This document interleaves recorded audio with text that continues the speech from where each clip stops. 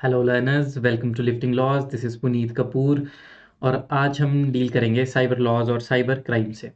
अब देखो, इमेजिन करो कोई ऐसा क्राइम सीन है हमारे पास जहाँ पर ना ही कोई फुटप्रिंट्स हमें मिल रहे हैं, ना ही कोई फिंगरप्रिंट्स मिल रहे हैं, ना ही कोई और एविडेंस मिल रहा है। एविडेंस कौन से नेचर का? Material evidence. ना कोई डॉक्यूमेंट मिल रहा है और ना ही कोई विटनेस मिल रहा है। ठीक है, तो क्या कोई ऐसा क्राइम सीन एग्जिस्ट कर सकता है? बिल्कुल कर सकता है, अगर वो क्राइम हो रहा है साइबर स्पेस में। ठीक है, साइबर स्पेस में अगर कोई क्राइम हो रहा है। अब ये साइबर स्पेस क्या हुआ? साइबर स्पेस हुआ जितनी भी हमारी सारी चीज़ें होती है, इंफॉर्मेशन टेक्नोलॉजी या फिर इंफॉर्मेशन कम्युनिकेशन टेक्नोलॉजी के बीच, आईसीटी, इंपॉर्टेंट चीज़ें। ठीक है, आईसीटी में ये सब कुछ हो रहा है over network. Network, computer computer system etcetera, इन सब चीज़ों पे इंटरनेट एटसेट्रा का यूज़ करके बहुत सारी अब नेटवर्क सर्विस प्रोवाइडर्स आ चुके हैं। फॉर एग्जांपल आपकी सोशल मीडिया वेबसाइट्स। तो इस एरिया में अगर कोई क्राइम हो रहे हैं तो उनकी लाइबिलिटी क्या है, उनमें कैसे एविडेंस होंगे, क्या हमने उन्हें नाम दिया है? तो इसी चीज़ के लिए देखो हमें पढ़ना पड़ता है साइबर लॉ। तो साइबर लॉ क्या चीज़ हुई? साइबर लॉ एक ऐसी लॉ की फील्ड हुई। देखो साइबर लॉ क्या हुआ, दो चीज़ों से बना है ना, cyber plus law.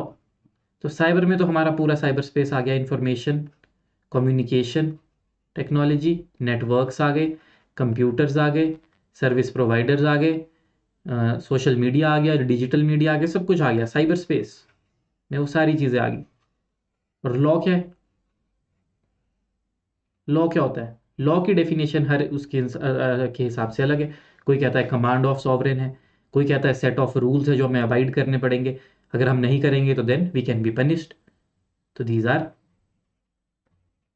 Set of rules जो कि अगर हम फॉलो नहीं करेंगे तो हम हमें पनिशमेंट मिलेगी। रूल्स किसने बनाए? सॉवरेन ने। सॉवरेन हमारे इंडिया में कौन है? कॉन्स्टिट्यूशन। कॉन्स्टिट्यूशन ने सॉवरेनिटी कहाँ से ली है? We the people, we the people से। ठीक है, तो साइबर लॉ क्या हुआ? जो भी लॉज गवर्न करते हैं साइबर स्पेस को, किस चीज़ों को, किस चीज़ को रोकने के लिए बनाए गए होंगे फिर साइबर लॉज? क्राइम्स को? नहीं, नॉर्मल क्राइम्स के लिए तो हमारे पास बहुत सारे लॉज पहले ही थे, तो ये बनाए गए थे साइबर क्राइम्स को रोकने के लिए। तो साइबर क्राइम्स क्या हुए? साइबर स्पेस में जो क्राइम हो रहे हैं, अब क्राइम क्या होता है? Act slash omission which is prohibited plus made punishable by law. Punishable by law. तो साइबर स्पेस में जो भी चीज़ें हो रही हैं, जो क्राइम्स हो रहे हैं, कोई भी ऐसा एक्ट और ओमिशन जो कि प्रोहिबिटेड है या फिर मेड पनिशेबल बाय लॉ है, वो है साइबर क्राइम। और साइबर क्राइम्स को जो चीज़ गवर्न करती है, सेट ऑफ रूल्स जो बनाए गए हैं, दीज आर साइबर लॉज। ठीक है, तो देखो साइबर लॉ क्या होता है? Cyber law is a legal framework that deals with legal issues. ठीक है, तो देखो साइबर लॉ क्या है? एक लीगल फ्रेमवर्क। क्या काम है?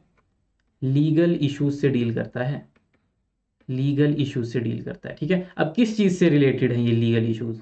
Related to information technology, IT, softwares, internet etcetera. और हमें क्या प्रोवाइड करवाता है? इन ये देखो, इश्यूज ये थे जिससे डील करता है, और सेकेंडली लीगल फ्रेमवर्क जो हमें प्रोवाइड करवाता है। क्या प्रोवाइड करवाता है? Protection, privacy, protection privacy, e commerce की अपॉर्चुनिटीज, और हमारी इंटेलेक्चुअल इंटेलेक्चुअल प्रॉपर्टी को प्रोटेक्ट करता है। तो वो हुआ हमारे पास साइबर लॉ। ठीक है, अब बात आती है साइबर लॉ। अब साइबर लॉ जो है ना, इसके 3 पिलर्स होते हैं। पहला रिकॉग्निशन। रिकॉग्निशन मतलब लीगल स्टेटस दिया है हमने इलेक्ट्रॉनिक रिकॉर्ड को। पहले हमारे पास इलेक्ट्रॉनिक रिकॉर्ड को हम मानते नहीं थे, अब इलेक्ट्रॉनिक रिकॉर्ड डिजिटल सिग्नेचर्स को हम एविडेंस में रिकॉग्नाइज करते हैं। फिर रेगुलेशन।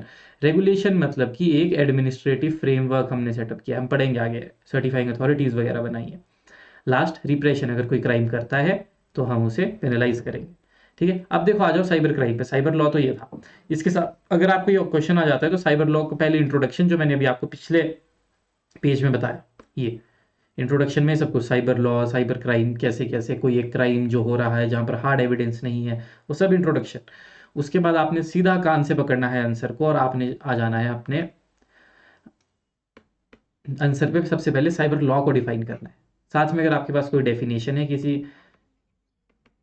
किसी भी डिक्शनरी, किसी भी जूरिस्ट की, तो वो मेंशन करनी है। फिर आता है साइबर क्राइम। अब साइबर क्राइम क्या है, देखो मैंने आपको बता दिया कि कहीं पर भी देखो, एक तो पहली बात ये डिफाइन नहीं है हमारे लॉ में, तो अब हमें पता है साइबर क्या है, क्राइम क्या है, तो हम खुद डिफाइन कर सकते हैं।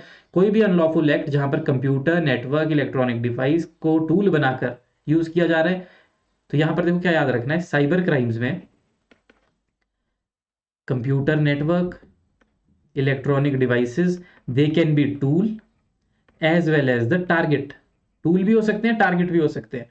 ठीक है, और place of criminal activity, place भी हो सकते हैं क्रिमिनल एक्टिविटी, तो बस ये याद रखना है। टारगेट मतलब जहां हैक कर रहे हैं हम उन्हें, इंस्ट्रूमेंट मतलब जहां जिनका यूज करके हम किसी को फ्रॉड कर रहे हैं, हैक कर रहे हैं, फिशिंग कर रहे हैं।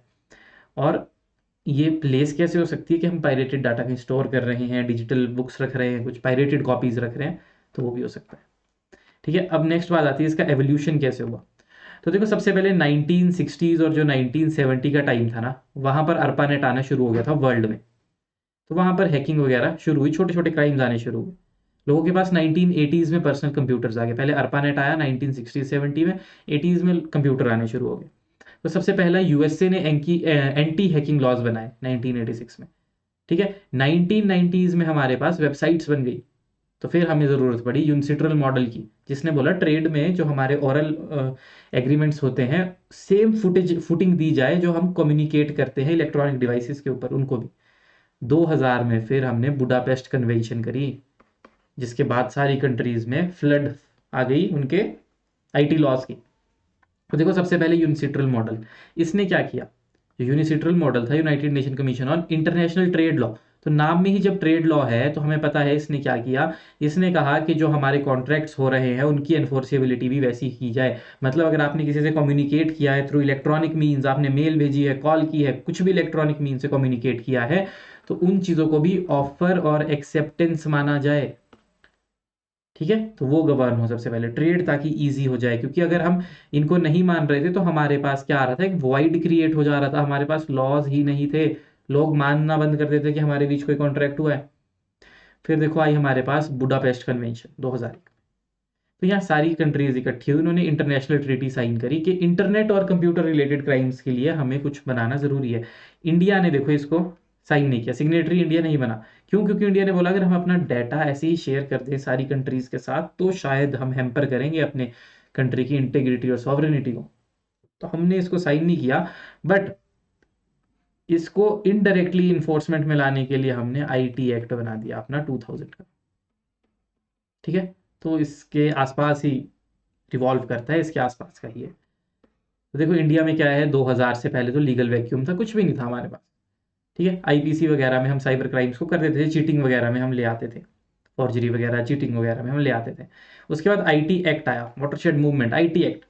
प्रियम्बल ने ही बोल दिया कि जो भी ट्रांजैक्शन इलेक्ट्रॉनिक फॉर्म में हो रही है उनको हम रिकॉग्नाइज करेंगे। तो देखो एक पहली चीज आई आईटी एक्ट के आने से। उसके बाद बहुत सारे सेक्शन है, ये आपको एग्जाम आए तो लिखने की जरूरत नहीं है, बस आपने बताना है आईटी एक्ट आया और क्या क्या चीजें हमारी बदली। तो हमने बहुत सारी चीजें ले आई, और अब हमारे पास 2023 में डीपीडीपी एक्ट भी आ गया, डिजिटल पर्सनल डाटा प्रोटेक्शन है। अब एआई से रिलेटेड हमारे पास अभी भी कोई एक्ट नहीं है। अगर हम देखें तो एक हमारे पार्लियामेंट में अभी एक बिल रखा गया है एआई से रिलेटेड, वो अभी पास नहीं हुआ है लेकिन एक बिल रखा गया है। तो अगर वो आ जाता है तो वेल एंड गुड, हम एआई पे भी एक लॉ बना लेंगे। लेकिन अभी हम बहुत सारी कंट्रीज से बहुत पीछे चल रहे हैं, क्योंकि कंट्रीज ने ऑलरेडी एआई को गवर्न करने के लिए लॉज बना लिए हैं। हमारा लॉ अभी तक पार्लियामेंट में अटका पड़ा है, तो देखते हैं कब बनता है। लैंडमार्क केसेस आए तो श्रेया सिंघल आपको पता ही है।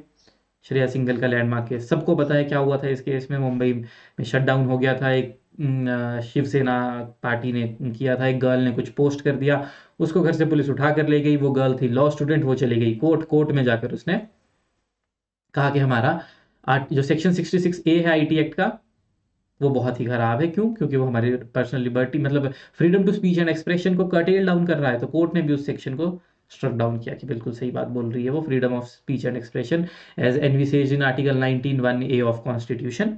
तो उसको ये स्ट्रक डाउन कर दिया था इस केस में। उसके बाद पुट्टास्वामी केस आपको पता है, राइट टू प्राइवेसी से रिलेटेड है। तो इस वीडियो में इतना ही। बाकी देखो, पहला क्वेश्चन ये, और कंक्लूजन में है। अगर आपको कंक्लूजन लिखने को आ जाता है इस क्वेश्चन में, साइबर क्राइम साइबर स्पेस, तो कंक्लूजन में आपने अपने व्यूज डालने हैं कि जो साइबर क्राइम है वो अब मॉडर्न डे क्राइम हो चुका है, उसको गवर्न करने के लिए साइबर लॉज की ज़रूरत है।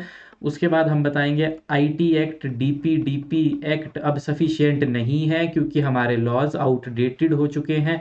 अब जो टेक्नोलॉजी है वो एआई से गवर्न हो रही है। और हुक पॉइंट देने के लिए, सबसे एक्स्ट्रा लिखने के लिए आपने लिखना है कि एआई से रिलेटेड बिल हमारे पार्लियामेंट में इंट्रोड्यूस तो हो चुका है, लेकिन अभी तक वो पास नहीं हुआ है। तो एआई से गवर्न करने के लिए हमारे पास अभी कोई भी लॉ नहीं है, अभी भी बहुत सारे लूप होल्स हैं। तो हमें टाइम के साथ मूव करना चाहिए और अपने लॉज को आउटडेटेड की जगह अप टू डेट रखना चाहिए। ठीक है, थैंक यू, बाय बाय।